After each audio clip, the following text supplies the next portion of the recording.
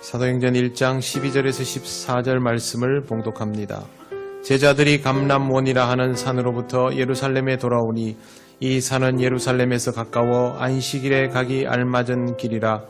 들어가 그들이 유하는 다락방으로 올라가니 베드로, 요한, 야고보, 안드레와 빌립, 도마와 바돌로메, 마테와 및 알페오의 아들 야고보, 셀로딘 시몬, 야고보의 아들 유다가 다 거기 있어 여자들과 예수의 어머니 마리아와 예수의 아우들과 더불어 마음을 같이하여 오로지 기도에 힘쓰더라. 아멘. 마태복음 28장에 나오는 예수님의 지상 명령은 모든 민족으로 제자를 삼으라는 것입니다. 그리고 거기에는 아버지와 아들과 성령의 이름으로 세례를 베풀라는 말씀도 있습니다. 세례를 베푸는 데 있어서 성령님의 권위가 반드시 있어야 한다는 뜻입니다. 사도행전 1장 8절에는 오직 성령이 너희에게 임하시면 너희가 권능을 받고 예루살렘과 사마리아와 땅끝까지 이르러 내 증인이 되리라 말씀하셨습니다. 여기에서도 성령이 임하시는 것이 앞으로의 모든 것을 결정하는 분기점이 될 것이다 라는 것을 분명히 밝히셨습니다. 예수님은 이 말씀을 하시고 승천하셨습니다. 이런 말씀을 들은 제자들은 무슨 생각을 했을까요? 처음에는 하늘만 쳐다보고 있었습니다. 자신의 모든 것을 내려놓고 주님만 따라왔기 때문에 그렇게 사라져버린 주님의 흔적을 볼 수밖에 없었던 것입니다. 예수님을 통하여 하나님을 다시 알게 되었고 또 하나님을 향하여 더욱 나아갈 수 있게 되었는데 십자가를 넘어 부활까지 이루신 주님이 승천하여 버리시니 황망한 마음이 금할 길이 없었던 것입니다. 제자들은 그렇게 주님이 사라지신 구름 속을 하염없이 보고 있었습니다. 그때 흰옷을 입은 두 사람이 그들 곁에 서서 이렇게 말합니다. 갈릴리 사람들아 어찌하여 서서 하늘을 쳐다보느냐. 너희 가운데서 하늘로 올려지신 이 예수는 하늘로 가심을 본 그대로 오시리라. 이 말을 들은 제자들은 그 길로 감람산을 내려옵니다. 더 이상 그곳에 머무를 수 없다는 것을 알게 되었던 것이죠. 계속 그곳만 쳐다보고 있다고 해서 뭔가 달라지지 않습니다. 주님을 믿는 자는 주님을 만난 기억 속에서 살아가게 됩니다. 어렵고 힘든 순간이 다가오면 그때의 감격을 떠올립니다. 그리고 그것을 통하여 다시 한번 힘을 얻으려고 합니다. 제자들이 주님이 떠나신 그 흔적을 바라보는 것과 똑같은 이치입니다. 하지만 주님의 제자는 승천하신 주의 뒷모습을 바라보는 인생이 되어서는 안 됩니다. 힘들고 어려울수록 내게 힘이 되시는 주님이 보였던 그 순간을 기억하고자 하는 마음은 충분히 이해할 수 있지만 현명한 방법은 아닙니다. 하나님은 우리가 그렇게 우두커니 서 있도록 내버려 두시지 않고 꼭 필요한 말씀을 하여 주십니다. 중요한 건 우리가 제때 알아들어야 한다는 것입니다. 하나님은 여러 경로를 통하여 우리에게 말씀하십니다. 그러므로 우리는 하나님의 말씀을 제때 알아들을 수 있어야 합니다. 하나님의 말씀은 당연하죠. 왜 주의 영광을 기억하고 그것만 쳐다보고 있느냐. 그러지 말고 너는 내가 할 일을 하라입니다. 누가 말하는가가 참 중요하게 느껴지지만 그것보다는 무엇이 내게 말하여지고 있는가를 더 주목하여 보시기를 바랍니다. 그러면 하나님께서 누구를 통하여 말씀하시더라도 내가 들어야만 하는 내용을 놓치지 않고 들을 수 있습니다. 제자들은 감람산을 내려와 예루살렘으로 향했습니다. 감람산과 예루살렘의 거리는 약 1km 정도인데 직선 거리로는 그보다 짧을 수 있습니다. 율법의 안식일에 걸을 수 있는 대략의 거리와 비슷합니다. 제자들은 합법적인 거리 안에서 이동해야 하는 상황에 직면했습니다. 그런데 그렇다고 해서 제자들이 감람산에서 내려와서 굳이 예루살렘으로 가야 할 이유는 없었습니다. 옆에는 베다니를 비롯한 작은 마을들도 있었고 더구나 예수님께서 십자가에 죽으신 이후부터 제자들은 경계의 대상이기 때문에 예루살렘으로 들어가는 것은 위험한 일입니다. 그럼에도 불구하고 그들은 자신들이 머물던 다락방으로 갔습니다. 성경을 보면 제자들이 빠짐없이 모여 있음을 알 수 있습니다. 그리고 여자들도 함께 있었습니다. 그 시대에는 여성의 역할이 사실상 존중받지 못했지만 예수님을 통한 신앙 공동체는 달랐습니다. 그들도 엄연히 제자였습니다. 예수님의 어머니 마리아와 동생들도 모였습니다. 사실상 모일 수 있는 사람들은 다 모인 것이고 학자들은 대략 20여 명 정도일 것이라고 추측합니다. 그들이 함께 모여서 한 일은 성경에 나와 있는 대로 마음을 같이 하여 오로지 기도에 힘쓰는 것입니다. 여러분, 이런 상황에서 모이면 뭘 할까요? 주님이 사라지셨는데 우리 이제 어떻게 해야 할까? 무슨 국리를 해야 하지 않을까? 이렇게 해보면 어떨까? 저렇게 해보면 어떨까? 의견이 분분하겠죠. 그리고 우리가 주의 제자라는 것을 드러내려면 무언가 해야 하지 않을까? 그런 생각도 할 수 있습니다. 만약에 독립운동을 하는 단체이거나 사회저항 세력이라면 그들이 모여서 마음을 같이하여 기도하고 그런 일은 하지 않을 겁니다. 조직을 지키기 위해 모의를 하고 계책을 세우고 존재감을 드러낼 만한 어떤 행동들을 하려고 할 겁니다. 제자 공동체는 아무것도 하지 않았습니다. 그냥 기도했습니다. 마음을 하나로 모으는 데 힘을 썼습니다. 왜 그렇게 했을까요? 할 수 있는 게 아무것도 없어서 틀린 말은 아닙니다.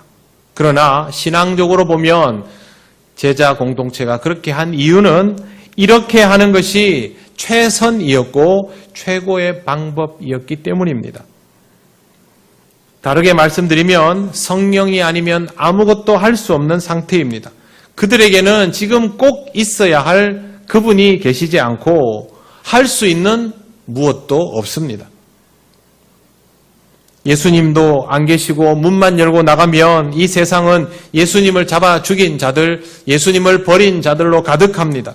이런 상황에서 20명 남짓이 할 수 있는 일이 뭐가 있겠습니까?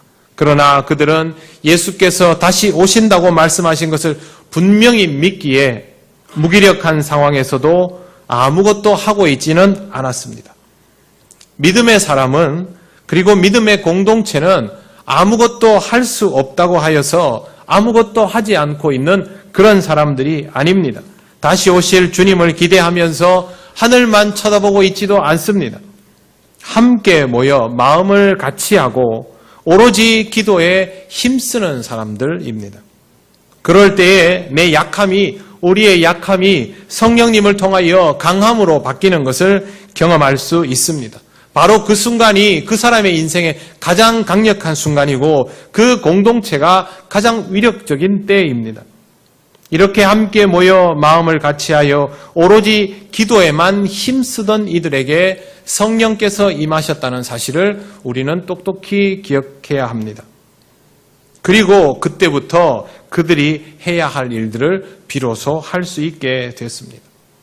그리스도인은 세상을 바꾸는 사람들입니다.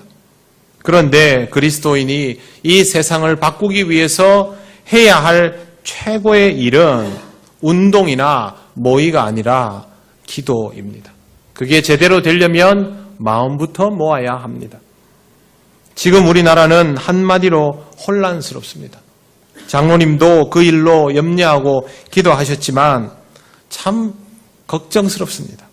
한쪽은 상황이 좋다 하고 그러면 기다렸다는 듯이 다른 쪽은 상황이 나쁘다고 하고 한쪽은 이것이 옳다 하고 그러면 기다렸다는 듯이 반대쪽에서 이것이 잘못되었다고 합니다. 한쪽에서 이 길로 가야 한다라고 말하면 또 기다렸다는 듯이 아니다, 반대편으로 가야 한다라고 당연하다는 듯이 말합니다. 6월은 호국의 달이라고 부릅니다. 그런데 과연 우리 국민 중에 제대로 애국하고 호국하는 사람이 얼마나 될까 싶습니다. 지도자들에게는 그토록 도덕성을 강요하면서도 자신은 전혀 도덕적이 않은 국민으로 넘쳐납니다. 여전히 질서를 지키지 않고 작은 규범도 지키지 않습니다. 교통법규 안 지킵니다. 오늘 아침에도 교회 앞에 보니까 쓰레기 봉지가 막 돌아다니더라고요. 본인들은 그렇게 버리면서 나란 일 하는 사람 뭐 하나 걸리면 죽일 듯이 막 얘기하죠.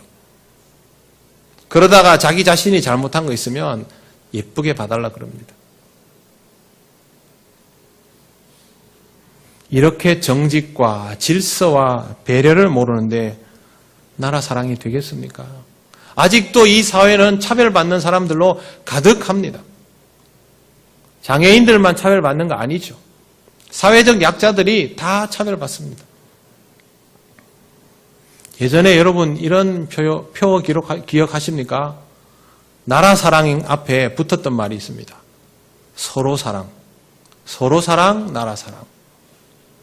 언젠가부터 서로 사랑이란 말이 쑥 들어가고 없더라고요. 서로 사랑 없으면 나라 사랑 안 됩니다. 이런 상황 속에서 요즘 일부 목회자들이 정치인들 옆에 붙어서 함께 정치적 성향을 드러내고 선거운동을 노골적으로 하는 모습들이 언론에 비추어서 눈살을 찌푸리게 합니다. 개인이 특정 정당을 지지하는 것은 당연한 자유이지만 그것을 교인들에게 강요하고 선동하는 것은 명백한 선거법 위반입니다. 여러분 중에 정치적인 일로 출마하면 제가 여러분들에게 그 사람 지지해달라고 공개적으로 못합니다. 개인적으로 얼마든지 기도할 수 있죠. 그만큼 예민한 부분입니다. 정치적 신념을 노골적으로 표현하는 목회자들이 늘어나는 것과 교인들이 신앙보다 사회적인 정치적 이념에 더 관심을 가지고 몰두하는 것은 별로 좋은 현상이 아닙니다. 히틀러가 통치하던 독일이 딱 그랬습니다. 안양신학대학교 기독교 문화학 교수인 추태화 교수가 쓴 권력과 신앙이라는 책이 있습니다. 거기에는 히틀러에 대한 것과 기독교에 관한, 당시의 교회에 관한 내용들이 등장합니다. 신앙이 좋은 분들 중에 그 당시에 우후죽순으로 온갖 정당들이 생겨나고 급진 좌파들이 발생하고 이러면 나라가 안 되겠구나. 어떻게 하면 이 상황에서 기독교를 지킬 수 있을까? 그때 히틀러가 말했습니다. 나를 지지해주면 내가 기독교를 절대적으로 보호하고 선교를 잘할 수 있도록 돕겠다. 그래서 적지 않은 기독교인들이, 목회자들이 히틀러를 지지하고 강단에서 노골적으로 히틀러를 마치 메시아인 것처럼 광고했습니다. 많은 사람들이 넘어가고 반대 세력도 그만큼 많이 생겼습니다. 그렇게 해서 세워진 지도자가 유태인들을 그토록 학살하고 유럽 지역 전체를 피바다로 만들었습니다. 전쟁이 끝난 후 독일도 상처를 치유할 길이 없었고 그때 동조했던 수많은 교회와 교계 지도자들 때문에 독일 교회 자체가 공신력을 잃어버렸습니다. 우리는 역사를 통하여 이 중요한 교훈들을 잊지 말아야 합니다. 교회가 제대로 알지 못하고 준비되지 않은 채로 현실 정치에 참여하여서 무언가를 결정하고 선택하고 행동에 옮기는 일이 얼마나 위험할 수 있는가를 알아야 하는데 아직도 이것을 깨닫지 못하고 그 시대를 돌아보는 모습처럼 그렇게 하고 있는 일들이 많습니다. 정치인의 속내는 아무도 모릅니다. 유권자를 위하여 종교적 신념도 바꿀 수 있는 사람들이라고 저는 생각합니다. 교회가 사회를 건강하게 하고 도덕적이게 하는 일에는 앞장서야 하지만 그것과 정치적 신념을 연결하는 일에는 신중에 신중을 기해야 합니다. 반대로 동독에는요, 독일이 분단되고 나서 종교적 탄압이 일어났는데도 불구하고 기도 모임이 생겼습니다. 현실적으로 신앙생활이 어려우니까 1979년 즈음에 동독에 월요 기도회라는 움직임이 시작됐습니다. 그리고 10년 뒤에 베를린 장벽이 무너집니다. 마음을 같이하여 모을 수 있는 일이 되면 정말 좋겠지만 그렇지 못하는 상황이 되면 엉망이 되어버리는 것입니다. 교회가 정치적인 일에 편승하여 있으면 교인들의 마음은 분열되고 맙니다. 분열된 마음으로는 같이 모여서 아무리 기도를 해도 안 됩니다. 같이 모였습니다. 그러면 나라를 위해 기도하고 이 나라의 지도자들을 위해 기도하고 좋은 지도자들이 나오기를 기도하면 그건 아무 문제가 없지요. 그런데 모여가지고 한쪽에서는 이 사람을 위하여 기도하고 다른 쪽에서는 이 사람을 위해서 기도하면 그 마음이 합쳐지겠습니까? 하나님은 어느 기도를 들어주셔야 됩니까? 그래서 기도하는 일에는 마음을 같이 하는 일이 무엇보다 중요한 것입니다. 다락방에 모인 사람들 생각이 다 똑같았을까요? 당연히 다르죠. 그러나 그들이 모여서 기도하는 중에 마음이 하나 되어야 함을 느끼고 서로가 서로를 이해하고 배려하고 용납하는 공동체가 되어갔던 것입니다. 내 주장만 하면 마음이 하나 될 수 없습니다. 상대방의 이야기를 들어주어야 마음이 하나가 될 수 있습니다.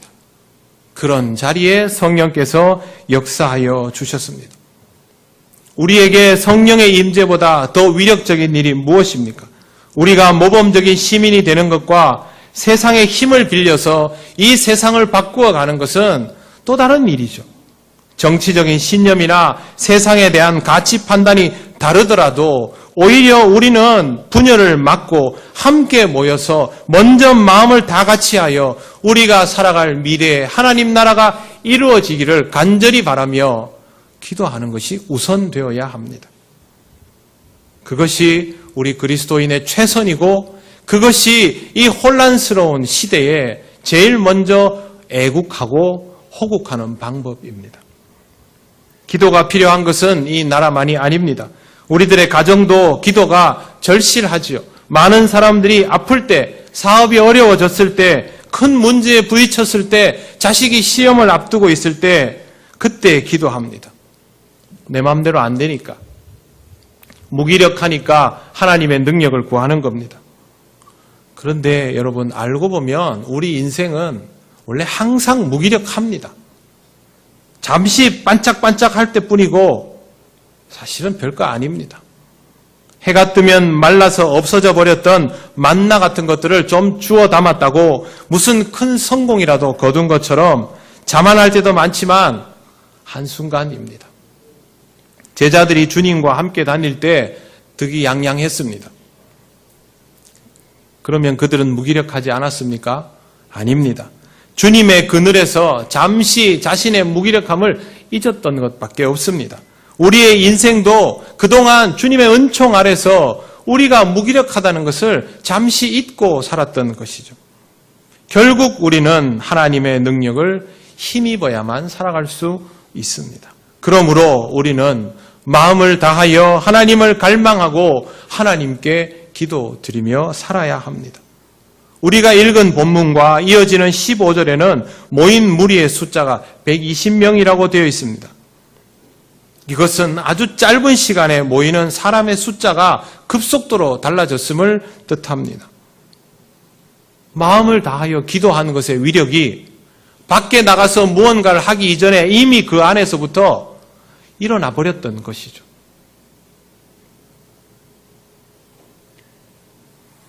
기도의 위력은 바로 이렇습니다. 안에서부터 변화가 일어납니다. 기도는 우리를 성령 하나님께 연결시켜주고 우리의 삶의 변화를 느끼게 합니다. 기도하는 공동체는 변화를 직접 경험합니다. 성령께서 임재하시는 사건은 사도행전 2장에 나오는 것으로 되어 있습니다만 그것은 그들이 밖에 나가서 복음을 전하기 위해서 각 지방 사투리들을 직접 받았을 때의 이야기죠. 성령의 임재는 이미 그 전에 있어 왔습니다. 그 결과가 빠른 시간 안에 공동체가 확장되었던 것. 또 하나는 이 공동체가 새로운 사도를 세웠다는 것에 있습니다. 여러분, 누가 마음대로 사도를 세울 수 있습니까? 베드로가 하면 됩니까? 그냥 그러면 다 오케이 됩니까? 반대하는 사람이 있으면 어떻게 합니까? 이들의 마음속에 성령께서 같은 마음을 주시고 그것을 용납하고 베드로를 용납하고 12제자들을 용납해 주어야만 일어날 수 있는 일입니다. 사도를 세우는 일은 굉장히 중요하거든요. 성령께서는 그 전에 이미 역사하고 계신 것입니다.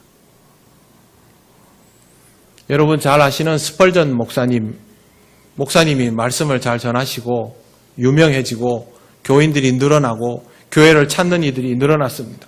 많은 사람들이 교회에 와서 목사님을 만나고 싶어 했습니다.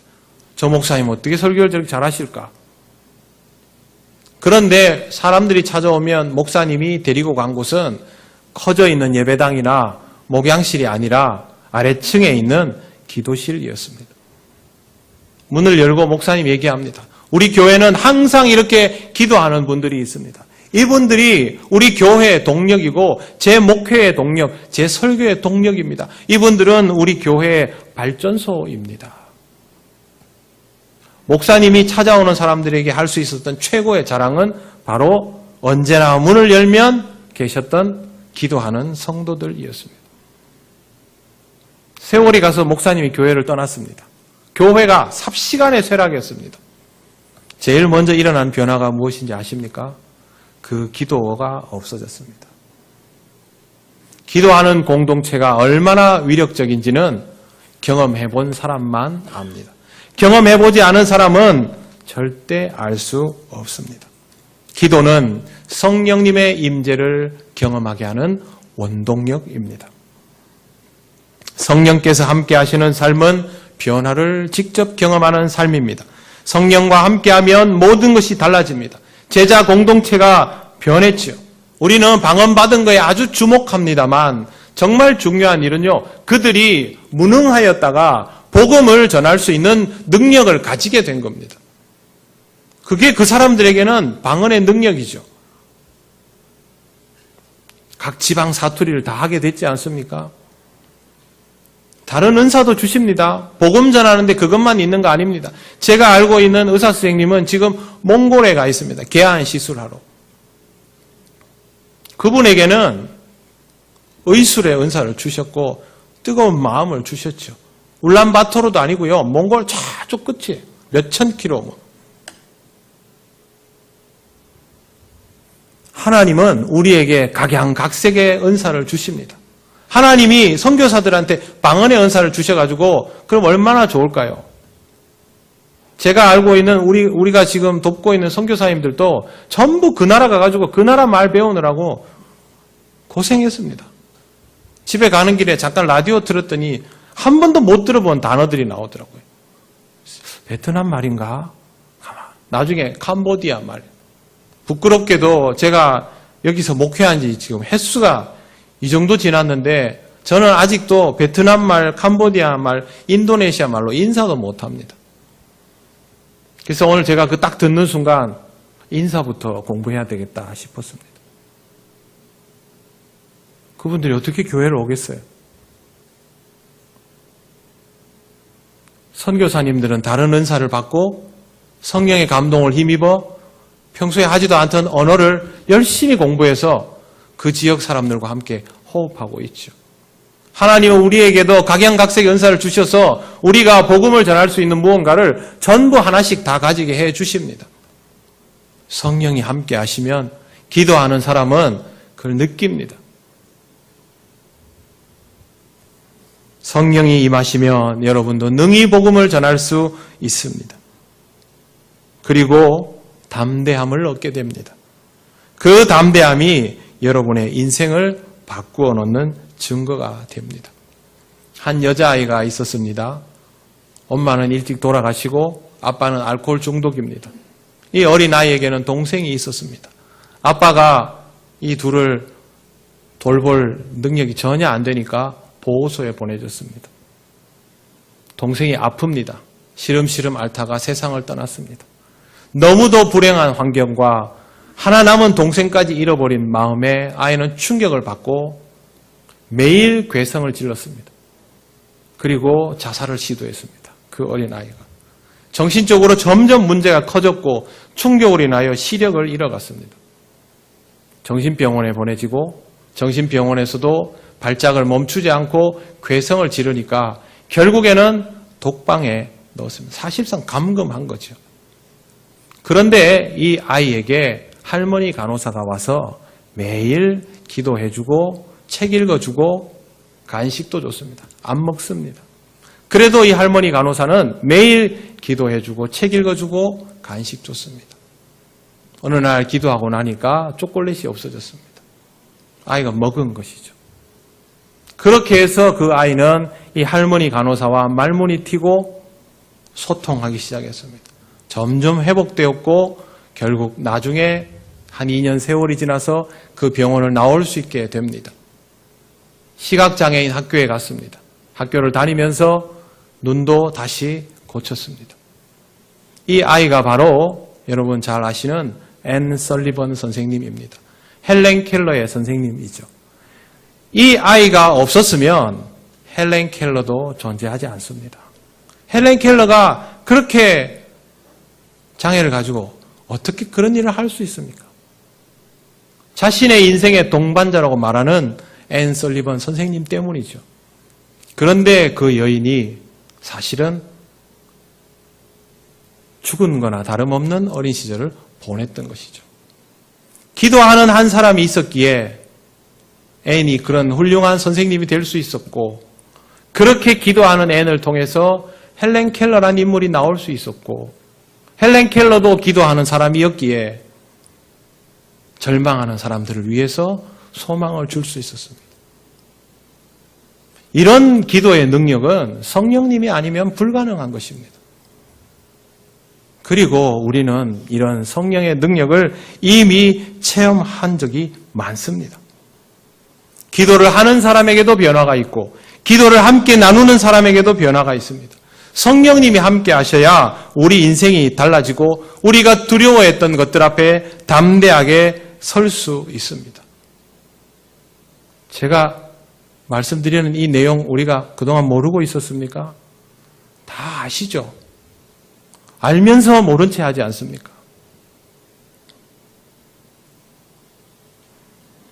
나는 이게 안 된다. 우리 집은 이게 안 된다. 우리 교회는 이게 안 된다. 통영은 이게 문제다. 우리나라는 이것 때문에 안 된다. 그러면 집 나가고 이사 가고 이민 가고 그럼 달라집니까? 우리 부부는 이것 때문에 안 된다. 이혼하면 달라집니까? 달라지지 않습니다. 내 안에 있는 문제가, 나의 문제가 어떻게 내가 자리를 옮기고 상황을 바꾼다고 달라집니까? 그래봐야 소용없다는 것 뻔히 알면서도 그렇게 하면서 남 탓을 합니다. 그게 아니라 그렇게는 안 되니, 우리 능력으로는 안 되니 성령 하나님을 믿고 의지하여서 복음의 능력을 경험하고 그 능력으로 내 삶이 달라지는 것을 느껴야 됩니다. 맛을 봐야 됩니다. 인생은 그렇게 달라집니다. 사람이 왜 확 바뀔까요? 사람은 안 바뀌죠. 그런데 사람이 바뀝니다. 그게 기적이죠. 성령 하나님은 그렇게 하시는 분입니다. 사랑하는 성도 여러분, 성령께서 여러분을 기다리십니다. 그러면 성령님을 만나시기 바랍니다. 성령님과 함께 하시기를 바랍니다. 지금 우리의 삶에 할 수 있는 최선은 무언가를 하는 것이 아니라 엉터리로 하던 것을 멈추고 성령님을 먼저 만나는 것입니다. 하는 것은 더 늦어도 조금도 늦지 않습니다. 성령님과 함께 여러분의 삶에 최선을 다하시고 여러분이 속한 공동체를 하나로 묶어가시고 진정으로 이 나라를 위하여 기도하시고 행동하시기를 바랍니다. 그러면 우리가 정말 기뻐할 만한 미래, 하나님께서 주시는 그 미래를 이 땅에서부터 경험할 수 있습니다. 성령 하나님과 함께 하시는 여러분 되시기를 바랍니다.